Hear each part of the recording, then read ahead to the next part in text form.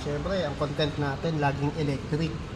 Pinakikilala ko nga pala sa inyo si Nissan Kicks. Ayan, bali e-power to, no? Electric power. Hybrid siya. Ano yung hybrid? Ito gumagana, pure electric. Pero tatanungin nyo bakit hybrid? May gas siya, bali si gas ang nagbibigay ng charge kay electric. Pero ang gagamitin nyo talaga, 100% electric. Yun ang kagandahan nitong Nissan. Unlike the other hybrid na mga e-car na naglabasan, pag naglobat na si electric, gasolina naman ang gagana.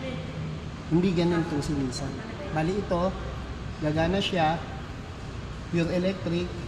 Pag 30% na lang si electric, sinacharge siya ni gas. Pero electric pa rin yung gumagana. Kaya, bisita na kayo sa Nissan. Kung gusto niyo na electric, the future is electric. Okay?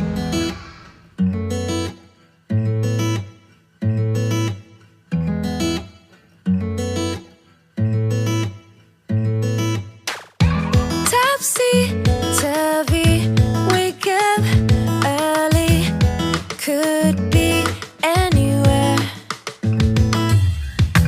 Madly, truly, could have fooled me.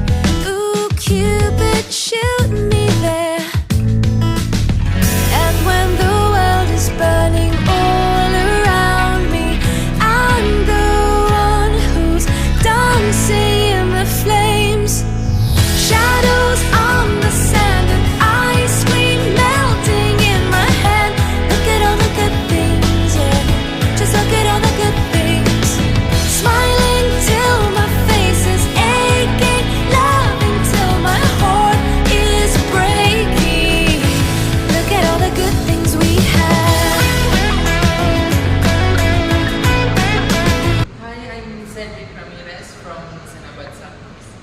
Pakilala ko nga po pala sa inyo si Nissan Kicks e-Power. So, unlike other hybrid vehicles which comes with both electric motor and then gas motor to power the vehicle, Nissan Kicks comes with 100% electric motor vehicle. So, ang gasoline engine is there to charge the battery or extend the battery, and the electric motor is there to power the vehicle 100%. So, in terms of power, unlike other hybrid vehicles, this one comes with 100 kilowatts or 136 horsepower and then 280 newton meters of torque. Instant torque siya since 100% electric vehicle siya. So, in terms of features, this one has an intelligent around view monitor with motion object detection.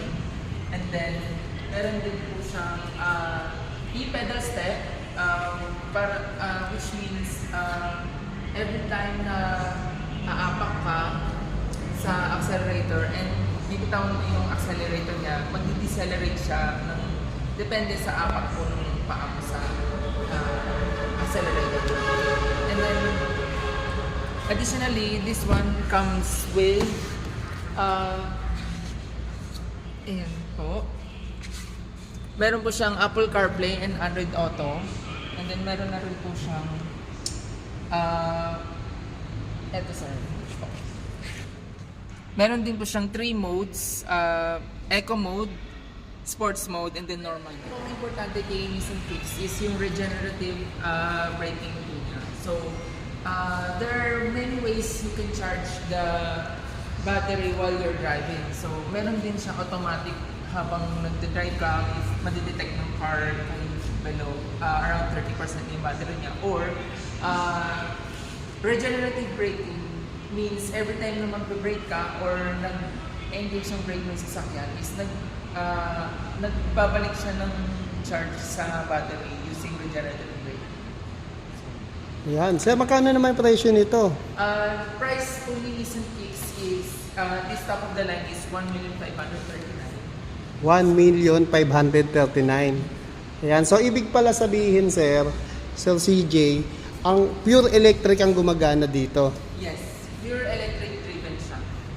Bali si gas, tumutulong lang na magkarga kay electric. Yes, Meron siyang, basically para kung merong generator sa loob ng sasakyan. Ayun. Ang ganda rin ng ano niya, internal niya. Yes, naka-leather seats and ano na siya. Yan. May stitching na rin yung upuan niya. May mga speaker na rin yan, sir. Yes, may naka 6-speaker system na rin siya. And then, for safety features, meron na siyang 6 airbags. So, meron siyang front 2 airbags, skirting airbags, tsaka side airbags. Ayun. Kompleto na pala. For the same price ng ibang sasakyan, ang safety feature niya is feature pack na rin. Ayun. Bali, unlike sa ibang hybrid, ang gumagana sa kanila, electric. Pag naubos si electric, gasolina. Sa iba, ganon yung hybrid nila. Pero ito, si gasolina tumutulong para magkarga kay electric, tapos puro electric lang talaga ginagamit. Yes. So, ibig sabihin pala, sir, kapag gumagana to, tumatakbo, electric lang ang gumagana. Yes. Ang nagkakarga naman si gasolina. Si gasoline, pag kailangan ng battery, kailangan ng charge ng battery. Pag puno na si electric, kusang hihinto yung paggana ng gasolina. Pag-charge, yes. Makikita mo siya doon sa cluster ng sasakyan.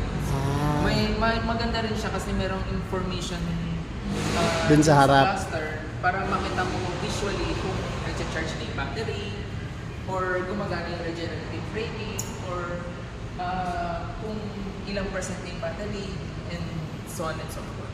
Ayun, so lalo ngayon, medyo mahal na talaga gasolina, no? Yes. At least ito, tutulong lang si gasolina pero ang buong biyahe mo, electric. And then, good thing din sa kanya is coding exempted siya. Ganun. Pag electric ba ganun? Yes. Wala siyang code. Dahil sa EVIDA law na pinasa ng law ng natin ng government natin. Ayun. Para sa mga less emissions ng mga nasasakyan. Kasi to, walang usok, no? Eco-friendly. Meron pa rin naman siyang usok. Okay. Kasi every time na magcha-charge siya dun sa battery, meron pa rin siyang emission. Pero less emission siya compared sa other hybrid or yung conventional na ICE na sasakyan, which is yung mga gasoline engine na papatakbo sa sasakyan. Ayun. Or diesel. So, ibig sabihin, gagana lang yung usok nito pag nagcha-charge. Yes. Pero pag tapos na yon, si electric na talaga yung gagana. Yes. Ayun. Lalo na ngayon, mahal ang gasolina sa CJ, no? Oo. At least ito, mas lamang nagagana yung electric. Ayan. Thank you, sir. Thank you, sir. Kaya punta na sila sa... Sa Nissan Abad Santos, here in Jose Abad Santos Avenue, Tondo, Manila. Ayan. Anong contact number mo, sir? My contact number, you can reach me at 0977-475-2511. Or you can visit us here in the showroom, which I mentioned the address. Along Jose Abad Santos. Ayan. Thank you, sir. Thank you.